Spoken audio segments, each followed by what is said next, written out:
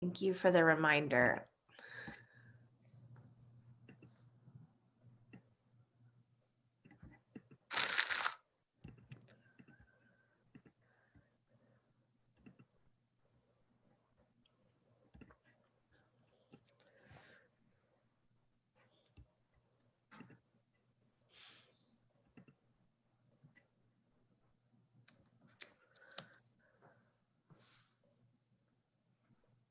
Good morning, friends. Thank you so much for joining us here today. We're just going to take a minute or two to ensure that all the attendees are able to enter into the webinar and to ensure that the Facebook Live is streaming so that folks who are out there on social media platforms can join us. While we are waiting this minute, I just want to encourage you to give yourself the gift of your presence. And what I find helpful as I'm coming into a space is to allow myself to get settled in the chair that I'm in, finding a comfortable seat. Taking a deep breath and just allowing yourself to feel however it is that you feel this morning. I am really grateful for this opportunity to be here with you all today. And I look forward to the next 30 minutes together as we really create a container to honor those that have been lost, to acknowledge that we are in the middle of a global health crisis that is having incredible impacts on our lives, big and small, whose ripple effects we will continue to feel for months, if not years to come. But also to be able to show up as ourselves completely whole in the range of emotions that may be in this moment. For me, I oscillate between sadness and rage. Every once in a while, I find happiness and joy as well. And a lot of that comes from connecting with people around this loss and around this pandemic and seeing that the good in our society far outweighs the bad. There are so many amazing people in this world and in this country that are trying to do the right thing. Folks like who are in this space right now. So thank you so much for joining us. I think all of the channels are up and running. I'm going to take a moment just to introduce myself and the organization I co-founded, and then turn the webinar over to my two esteemed guests here today. My name is Kristin Urquiza, the co-founder of a nonprofit called Marked by COVID, which I co-founded after my dad's tragic and untimely passing from COVID-19 on June 30th. I'm working to help others share their stories, create a platform for you all to honor your loved ones, and also to have us demand a coordinated, data-driven response to this pandemic to ensure that we do not have any more needless and preventable deaths. Since co-founding this organization, I've had an incredible opportunity to meet so many of you, and you have given me so much strength to continue to raise my voice in larger arenas. And I do this out of love. I do it out of love for my dad. I do it out of love for you. And I do it out of love for our country. One thing that's become abundantly clear to me over the course of the last couple of months is that this tragedy is really a slow-moving train wreck. We are used to tragedy striking at once, to airplanes crash into the Twin Towers, a lone gunman comes into an elementary school and kills 26 people, including 20 kindergartners. And in each of those instances and so many others, we took time to acknowledge that it was real, that it had an impact.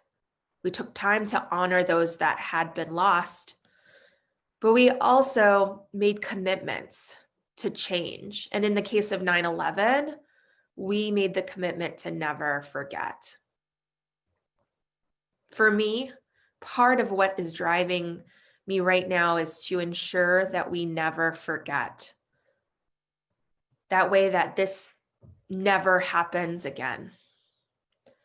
And I think part of allowing ourselves to never forget is to allow ourselves the space to be together in our pain and suffering, to come together, to collectively feel, to mourn, and have that drive our actions. So thank you so much for joining us here today to honor those that have been lost and to be here on this really important day of mental health awareness. The pandemic is not only taking people by COVID itself, but we've seen incredible increases in death by suicide, as well as other traumatic impacts as a result of our pandemic response. And as somebody who has struggled with depression and anxiety most of my life, it is really important that we stand up and know that it is okay to be suffering right now, because we are all suffering and we are not okay.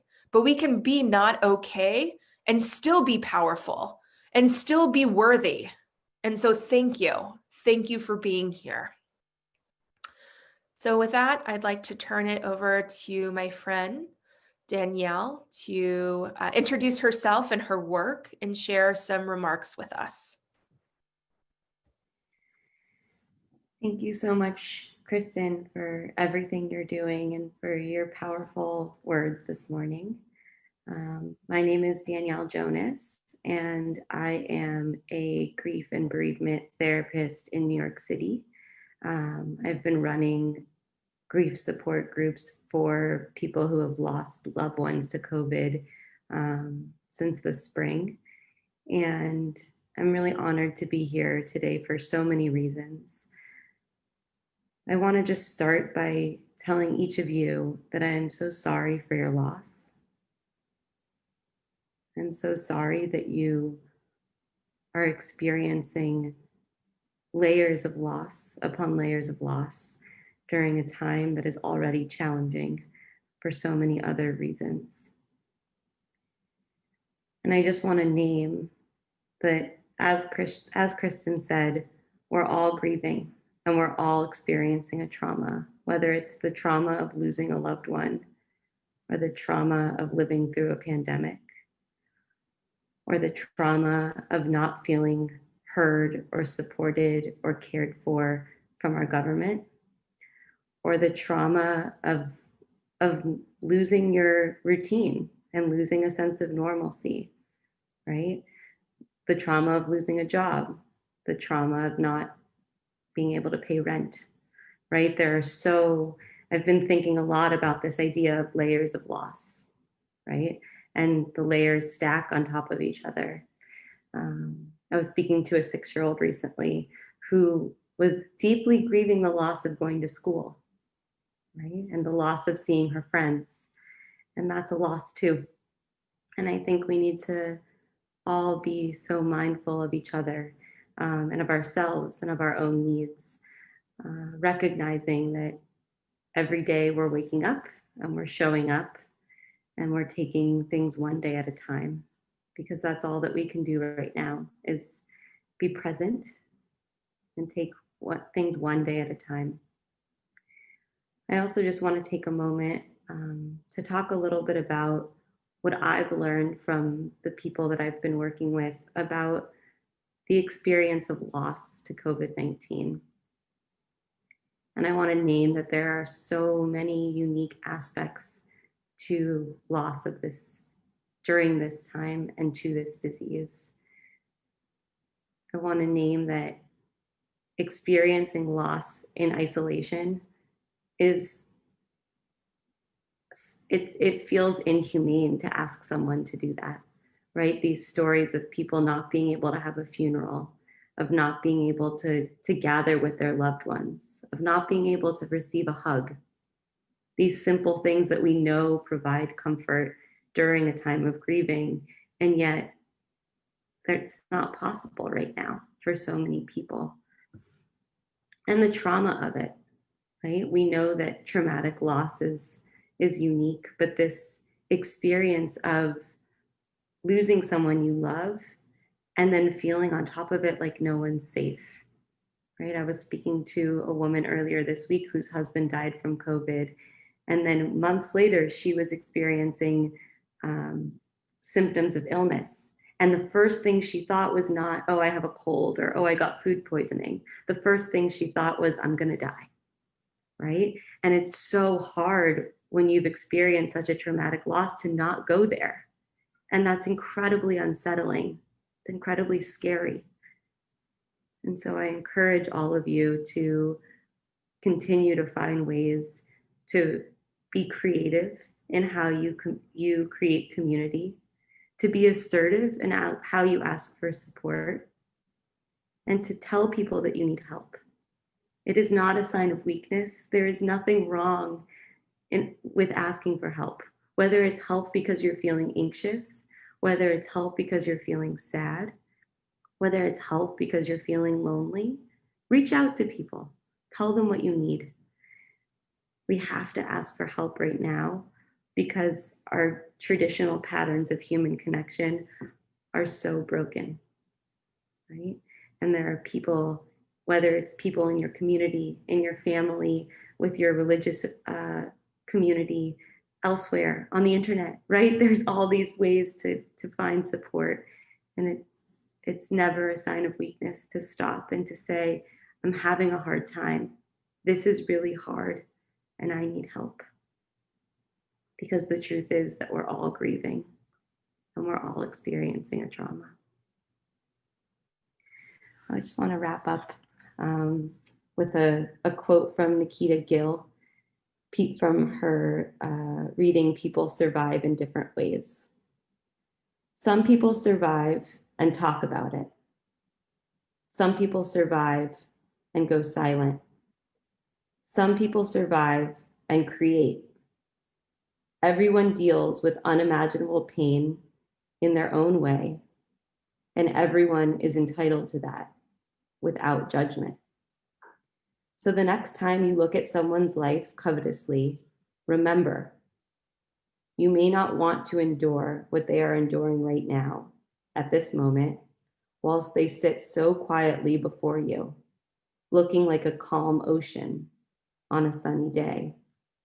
Remember how vast the ocean's boundaries are. While somewhere the water is calm, in another place, in the very same ocean, there is a colossal storm. Thank you. That was beautiful. It is now my extreme honor to introduce Elder Leslie, who has some remarks for us. And she'll also close us out in prayer after our moment of silence. But I will hand it over to Elder Leslie right now. Thank you so much for being here. Thank you, Kristin, I'm sorry, for all that you do. And Danielle, thank you very much for what you have shared. COVID-19 has touched everybody. I'm the director of criminal justice reform as well as faith and justice at Michigan United, and I'm also a political healer. When COVID-19 hit, it hit the week after the election in Michigan in March. And there was a big loss there for me because one of the things that I lost was my office space, right? The place where I came to do justice, to help to change people's lives. And that was real. But that wasn't it. As it progressed into the latter part of March, it was surreal. So surreal until we had to actually fight to get a 4-day work week because we just could not deal with the amount of pressure that we were feeling from this pandemic. Not only that, a lot of times your frontline workers, your issue workers in organizing are generally women or women of color. And so here we were in a place during the pandemic where we were not only supposed to carry our families, but we actually had to carry organizations. And we had to carry them in the midst of the trauma that we experience on probably a daily or weekly basis. I am in Detroit, Michigan, and Detroit, Michigan was one of the epicenters for the COVID-19. I lost my first husband to COVID-19. It was really unreal. His mother died the next week. That was just like, wow.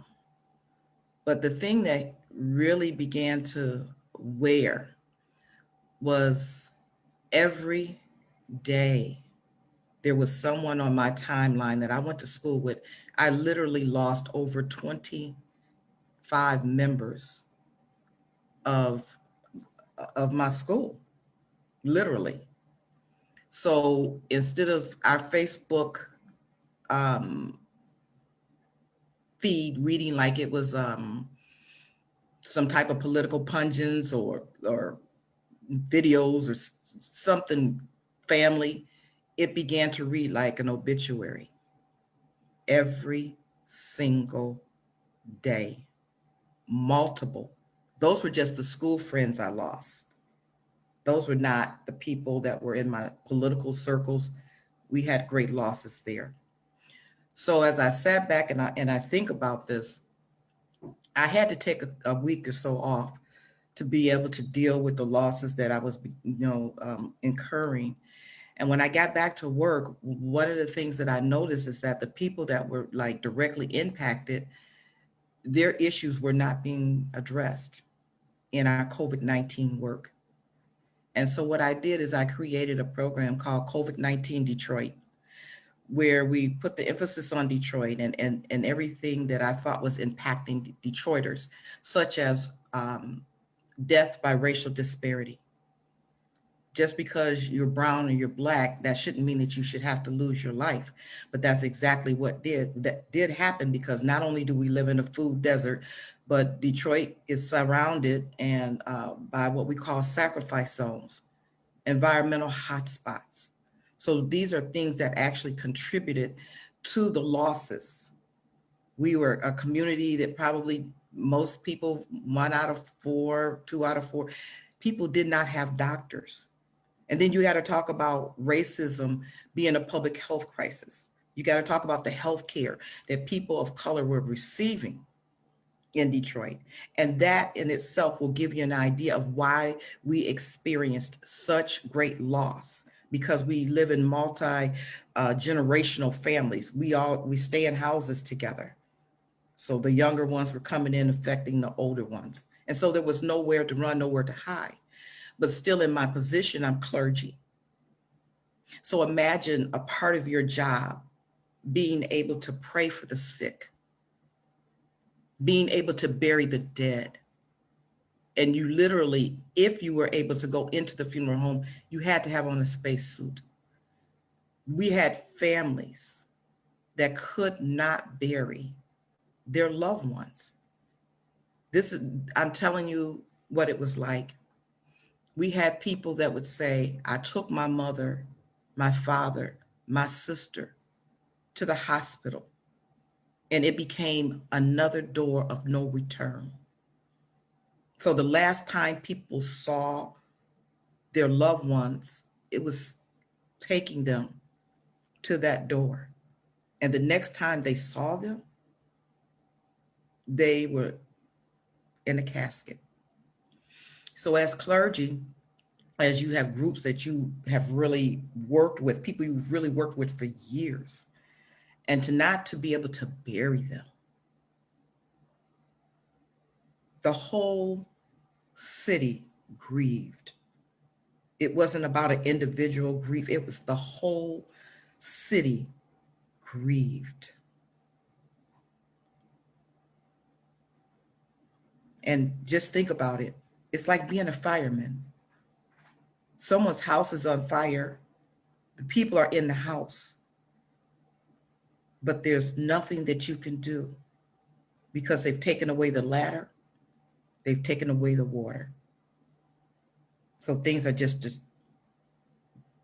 destroyed right before your eyes. And so in doing the COVID-19 Detroit work, what came out of it, which is a small victory, is we've actually passed in over 20 cities and counties and public institutions that racism is a public health crisis. Actually forced the governor to declare racism as a public health crisis in Michigan. We have a lot of work to do. We have a lot of people to honor. And I'm going to stop it right there, Kristin. Thank you so much, Elder Leslie. So powerful. And I just really appreciate being able to create this space with you and Danielle as well, for everyone that's participating. We are now going to transition a little bit to honor some that we have lost. And we have a slideshow presentation. So while that's getting up, I encourage folks to recenter yourself in your seats, take a deep breath. We chose for this day to be about grief, loss, and the mental health consequences of COVID because we are all grieving right now. Our communities are grieving. We are individually grieving. And I want us all to know that there is nothing wrong with that.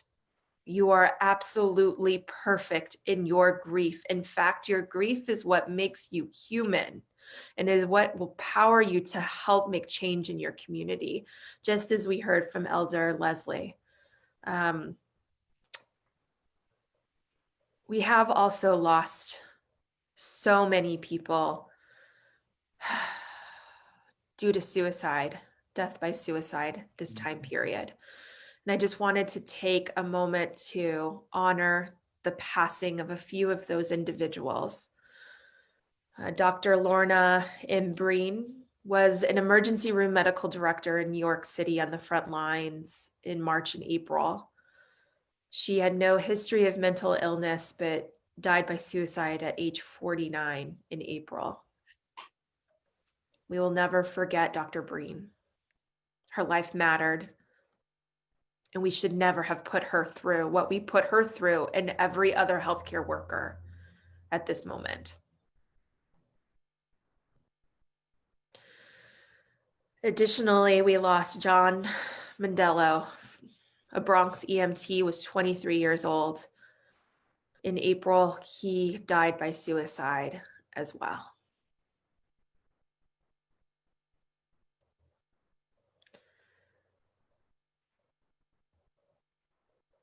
The headlines are out there.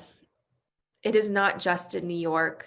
It is across the country in which we are experiencing toxic levels of stress due to this pandemic, due to the response our government has had on this pandemic, and the re-traumatization we see on a daily basis due to the carelessness of people in charge.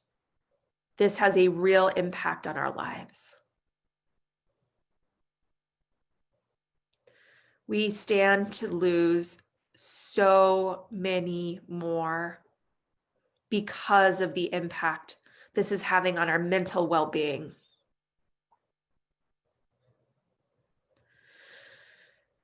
And additionally, stress and anxiety is on the rise.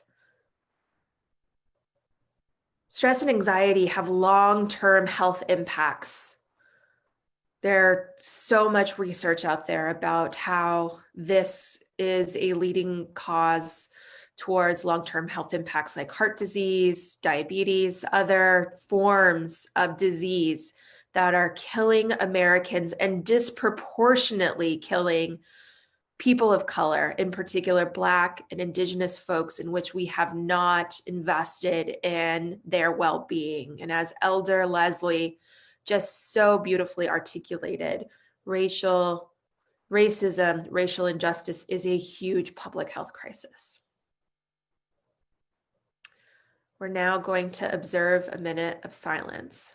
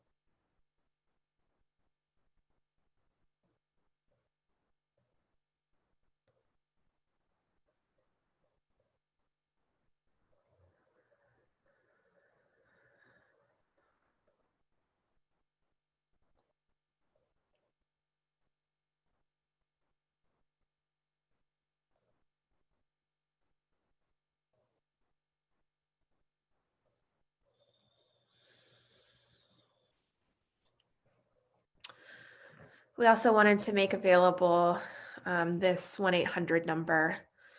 As Danielle mentioned, it is okay to ask for help. In fact, we encourage it.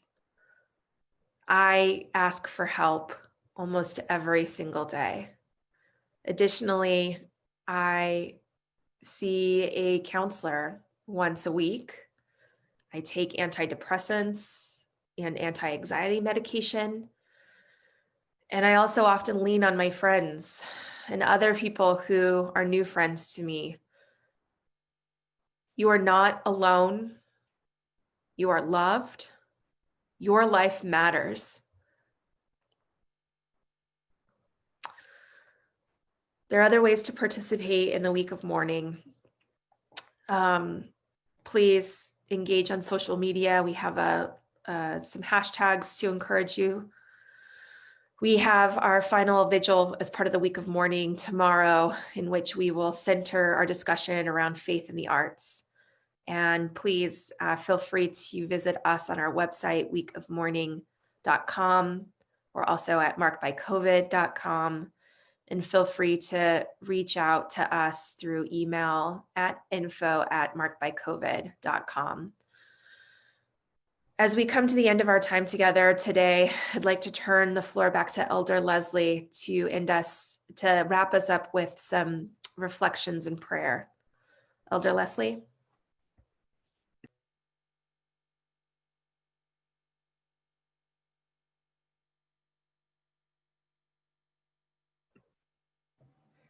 I'm sorry, Kirsten, can you hear me? Yes, we can hear you now. Thank you so much. My reflection today is that you're stronger than what you think. I'm going to share something publicly that I have not shared publicly with a lot of people that I know. But on Tuesday, I was assaulted. And someone threatened to take my life. But I'm here. And I'm stronger than what I know, because I think that if the creator within me hadn't been so strong, I don't think that I would be here. But I fought. And I want everyone on the call to continue to fight. Even if you get knocked down, there should be and there will be someone to help to pick you up, to help to support you, to help walk you through this. It's okay if you don't feel strong every day. That's okay. Because just know there's some wind beneath your wings and you're going to get to your destiny. That's my reflection, but I do want to share a bit of a prayer with you. Kind and gracious creator of the universe, we come today with prayers of praise and thanksgiving. This is the day that you have made, and we will be glad and we will rejoice in it. As we look around, it is evident that your majesty is amazing. The flowers speak of your beauty. The skies speak of your vastness. The seas speak of your depth. There is none greater than you.